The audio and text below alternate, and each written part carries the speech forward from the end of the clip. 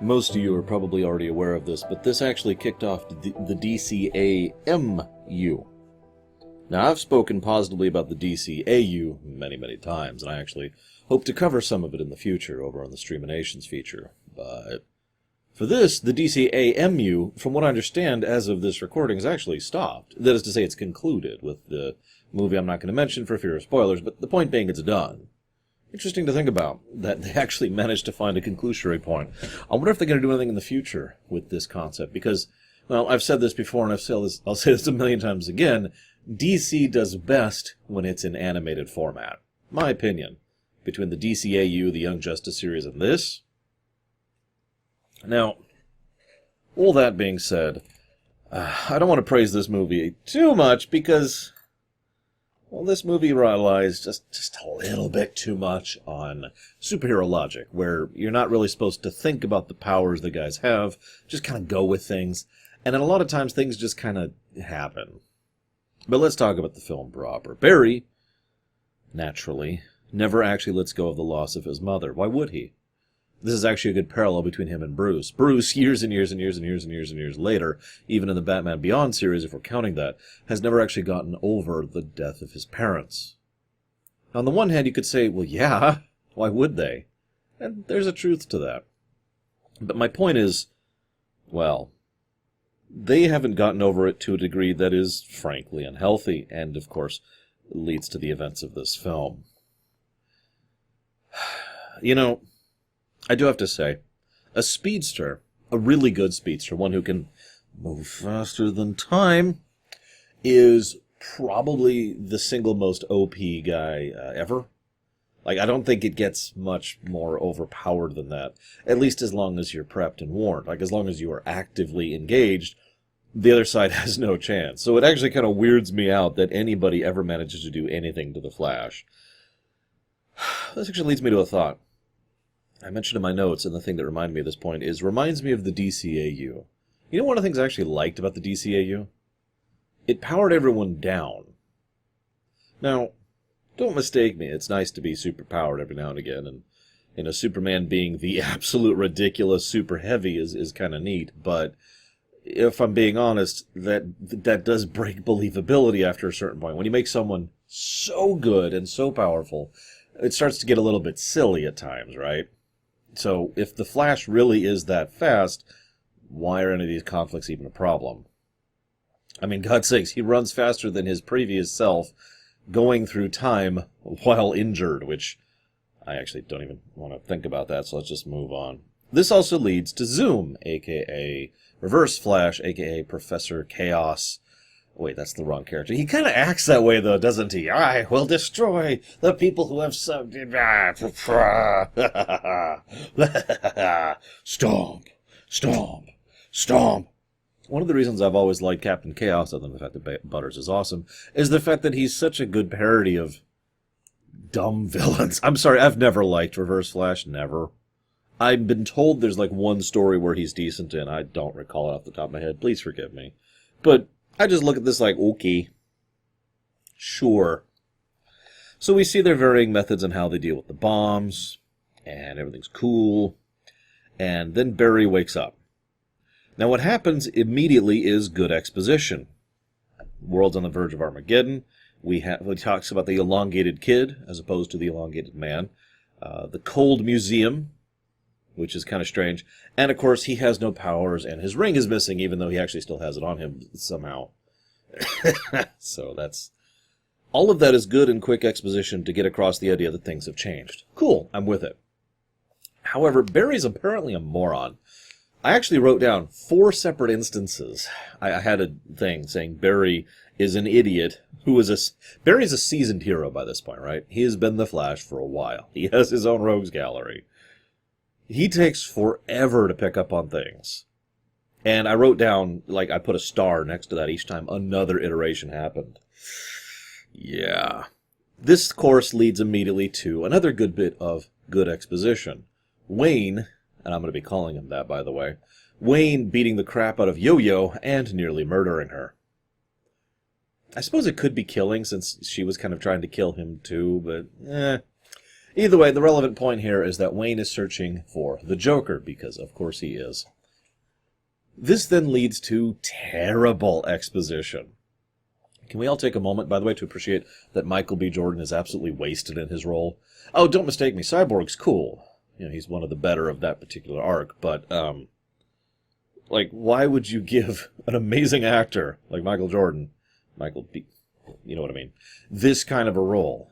I guess it's just sort of a whatever, but either way, Cyborg shows up and exposits in one of the most classic as-you-know manners available. It would literally be as if I stepped down and was like, okay, as you know, viewer who's watching this, my name is the Lore Runner, and I do videos. As a result of these videos that I do, I try to maintain my... This is all stuff you already know. I'm expositing this for the unknown viewer over there. This is the textbook example of as you know, which in my opinion is the worst possible type of exposition. I've been pointing this out because, again, they do a good job earlier, and then they do a terrible job here. It's like it was here for the people who they were worried were too stupid to figure out what was going on, even though it's pretty well done. But hear me out, because I could forgive the earlier sequences being, I hate to say this, but too subtle, or the kind of thing you wouldn't notice unless you're paying attention. And I am analyzing this, but hold on to that for later, okay?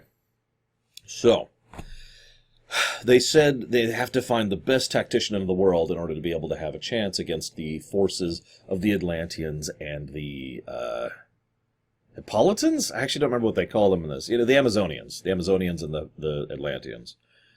Okay. You know what his response is to that? The war's over. Everybody lost.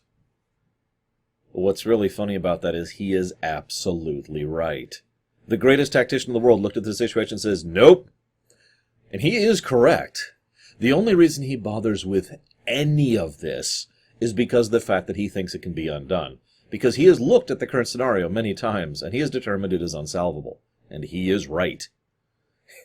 He may not be his son, but he is still right here.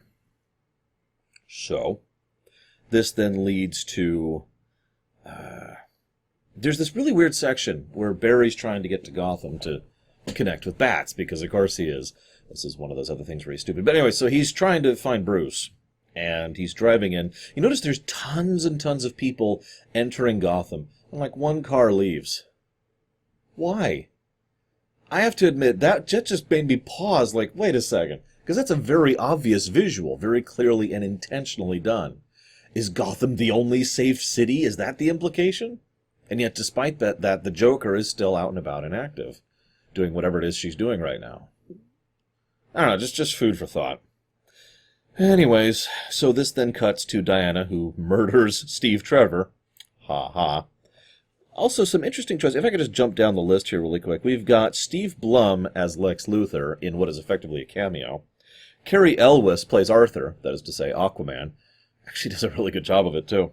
And Nathan Fillion plays Hal Jordan, and does a really good job of it.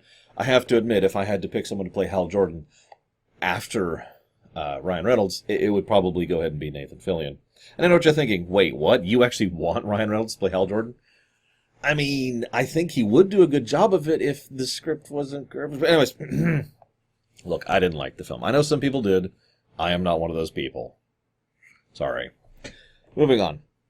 So, this then leads to Wayne and Barry.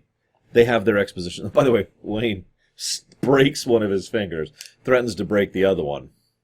Just kind of shows his overall approach. Earlier we saw him threaten to rip out the tongue and all that. We do see that he is a little darker. Oh yeah, by the way, he primarily fights using guns. That's a shift. Anyways, the point being, he's threatening Barry. Barry figures out. The two kind of connect. They understand each other, blah, blah, blah. My favorite part, though, is when Barry starts expositing about Zoom, right? And Bruce just looks at him and kind of... Excuse me, Bruce. It's not Bruce. It's such a habit to call him Bruce or Bats. It's neither. That's why I wrote in all my notes Wayne, so I could distinguish him. Wayne immediately identifies the kind of person Zoom is, someone who hates you so much that it's not enough for them to simply hate you and hurt you, but they need you to know it. They need you to know that they did it.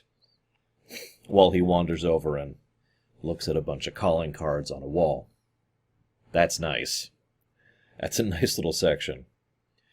He also is immediately on board for the most selfish of reasons, to save his son. Remember that one for later. So they try their first experiment, and it goes exactly as you would imagine. Yeah, that's cute. I do think one of the biggest reasons why Wayne buys into this, aside from the fact that his story lines up and makes a degree of sense, is the fact that Barry is absolutely willing to go to the wall for this. And Wayne, just like his son, is an extremely good judge of character. He can tell he's not being BS'd. And he looks at Barry and is like, okay, someone who's willing to be intentionally shot by lightning probably is legit or insane. What have I got to lose? And the answer is, of course, nothing. The world is doomed. He is right. You'll notice all he's doing with his final days is trying to find the Joker. That's it. That's his final objective. So, this also then leads to Cyborg being removed from active duty by the President. Why? Cyborg is Cyborg. He's not the heavy. He's not as heavy as some of the actual heavies.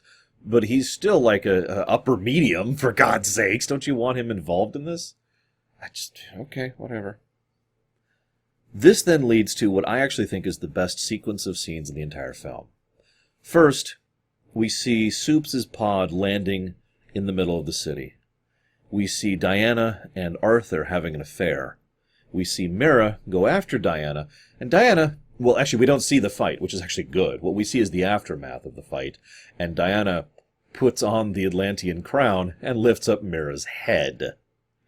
We also then see Wayne brutally beat his son's killer to death with his bare hands. And we finally see who the Joker is. Martha. Why did you say that name? Shut up. Martha, who smears the blood on her mouth and just starts cackling maniacally. This whole sequence, that's good exposition. And that's why I wanted you to remember that earlier part. The whole thing about the Atlantean, war and all that dialogue was completely unnecessary because all of it is immediately supplanted by these sequences. This is how you do exposition. It's actually a little bit too obvious, but it's still good stuff, especially since this is trying to kick off a bit of a franchise, which it did. Getting everyone on board with the ideas and where we're at. I know this is kind of based on New 52 as well. I know there's also some other stuff which is kind of ejected from the film, which is in New 52. Let's just leave that at the door for right now. Point being, that's some good stuff. That's some good exposition. And it's why that earlier scene bothered me even more, because it was already just... Huh? But then it becomes completely unnecessary because a later scene literally replaces it. So we get the same story twice. So now we have a ticking clock. Yay. This actually irritates me. Your memories are acclimating to this timeline. Why? No explanation given. Okay, sure. We also find out what the Atlantean superweapon is. Earlier in the film, they mentioned that Captain Atom had headed out there without a plan, and he had gone missing. Well, they managed to capture him, and Captain Atom is the superweapon. That makes sense, too. That's, it's messed up.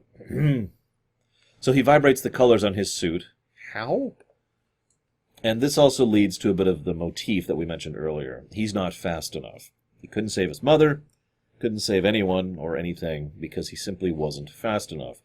I'm not really super into that motif, and funnily enough, it doesn't even come up again later. So let's just eject that and get to the more interesting section.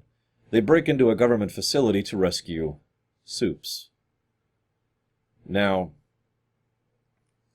I know I mentioned earlier that I like the depowered things, but I have to admit I've always liked that idea of the nuclear option.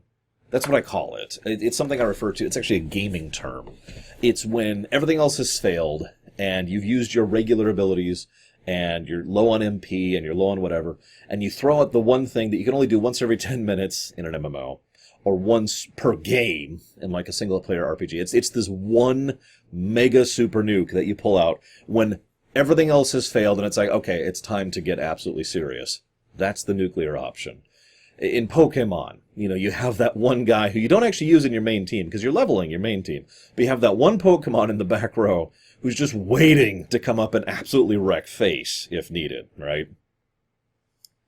And that is Soups. And I do like that, admittedly, there being the one nuclear option. No pun intended.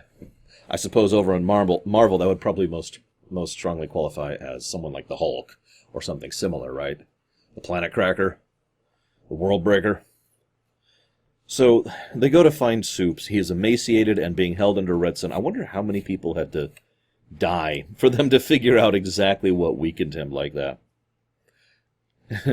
There's also all the failed clones. Ooh, that's some good exposition too, right there. We can see just how many times they attempted to replicate him and failed miserably. Anywho, he's brought out, and what happens is the government decides to go after Cyborg, Wayne, and Flash. Let's ignore Soups for a second. So already they're screwed, but of course Cyborg doesn't want to kill them, and Flash doesn't want to kill them. You notice Flash actually disarms them. And of course Wayne doesn't give a crap, but he just doesn't want to escalate this any further. Soups then gets angry, and unintentionally activates his beams, which vaporize only part of people. Like we see later, their legs are still intact, it's just the rest of them is now a black smear on the ground. I mentioned this film's a little bit dark. In a good way, though. I like it. Naturally, he freaks out about that, and this then leads to him deciding to get the hell out of Dodge because he doesn't want to hurt anyone, and you get the impression he's just peaced out. So the nuclear option has been removed. Damn. Meanwhile, Hal is piloting this super suit thing. Oh, by the way, apparently the Ring couldn't find anyone worthwhile on this planet. Insert your own comment here. They're all good. But the Ring pieced out 30 years ago, or however long it's been. So Hal is the guy. Oh, by the way, I mentioned Nathan Fillion voices Hal. Danny Huston voices General Lane. If you don't know who that is, look up his name. That's Danny Huston, Huston, and then just do a Google image search. You'll know the face if you're familiar with comic book stuff. I'm almost guarantee it. And that just got a laugh out of me. Anyways, so Hal goes to do a suicide attack, and for some reason it only kills the Kraken he's in. You'd think it would do a little more damage than that. Either way, he dies. That sucked. No parallax, so that's good. The big fight at the end of the film kind of starts up, and I don't have much to say about these things, as I usually don't. But I do find a couple things interesting. First of all, they bring in Shazam. Now, Shazam's a heavy. He's actually someone who can and has gone toe-to-toe with Soups, at least when Soups isn't really trying to hurt him. So that gives you an idea of the level he's at. Shazam actually does really well, right up until Diana manages to get to the rope around him and forces him to decompress, and then turns into all the kids, and then Diana murders a child. Is it just me? Or in almost every alternate universe thing that DC does, all the Elseworlds they push out, Diana's always just this mass-murdering psychopath. You ever notice that? Like in Injustice, that's a perfect example. She was right up there with Red Superman, and just, yeah, let's just screw it, screw everyone, kill everyone. Right? Like, she is a straight-up war hawk. It's just kind of funny, considering, how Diana usually is. I mean, look at the films, the live-action films we've gotten. I guess I should say film, because as of my saying this, Wonder Woman 1984 has not come out yet. I hope it's good. Did it come out yet? I don't know. Everything's been pushed back because of COVID. What can I say? But anyways, like I said, it's just funny to see that in almost every single thing. It's almost as big as Soups going evil. Anywho, this then leads to a big final confrontation thing. Diana kills a child. Arthur kills Cyborg. Soups severely... You'll notice that Arthur has been fine this whole time. Of course he has. He's Aquaman. And haha, he's pathetic, has never been valid. Really. Except in, like, the Super Friends. Aquaman is also a heavy. Except he is still nowhere near Soups' weight class. Soups walks in and effortlessly chops off the guy's arm. Doesn't even try. You'll notice almost nothing else anyone's done has really damaged him all that much. This then leads to Diana and Arthur having their big confrontation. Diana murders him and says she's going to kill every male on the planet. That's neat. And then he decides to set off the bomb, set off Captain Atom, to just destroy the planet. So that's neat. My favorite bit is actually that Zoom... Oh yeah, by the way, Zoom's in this. He's taunting Barry the whole time, and all his attention is on Barry. You remember how I mentioned earlier that a speedster is very high tier? Well, the speedster is not a heavy. And the reason why is because a speedster's ability and competency in combat or in utility depends entirely on how much they're paying attention. A speedster who doesn't see it coming is screwed. So Zoom is looking at Barry, and Wayne shoots him in the head. Boom. Dead. Something about that really works for me. This also then leads to the thing I kind of referenced earlier, and I want to follow through on here. Barry screwed all of this over because he never got over the death of his mother. He caused all of this because he could not endure that. And so for his selfish desire, he wanted to save the life of the one close to him. Zoom even points this out. You could have saved all sorts of other people, but no, you decided to save your mom. Now, Zoom says that makes him a villain. I don't agree. I think it makes him human. It's nice to say, oh, we could save the world or billions or stop a war. But if it came down to it, I imagine most of us, if we had power, personal power, we'd probably try to use it to help the people we love first. Right? This is then wonderfully mirrored because Wayne did all of this only for one reason. For one life. His son. He put up with all of this because the world was ending. He lost his family. He lost his city. Everything's gone to hell. Who gives a crap? But there might be a chance to save Bruce. So he writes the letter. He probably should have given that to Flash earlier. Writes the letter. Gives it to Barry. And dies. And kills. And put up with everything just for the chance to alter history to save one life. I like that. It's a nice symmetry. So then Barry stops the ultimate villain of the work, himself. We have a little denouement, a couple of nice little moments. I do like that we got to see the letter, that he did actually give the letter to Bruce. Kevin Conroy, by the way. Awesome to hear him again.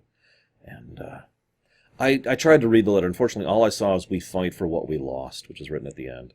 I'll go ahead and admit it. That caught me in the feels. It really did. That was good. That was good stuff. And, of course, this is only the beginning. There's a post-credits thing, because, of course, there is, which leads to, I believe, the invasion by Apocalypse. No, not that one. The other Apocalypse. The planet, not the person. Final thoughts. These aren't reviews, obviously, but if you're interested at all in DC stuff, there are substantially worse ways to go. And frankly, if you don't have the time or the money for the comics, this is not a bad thing to get into, the DC AMU, gotta say that correctly.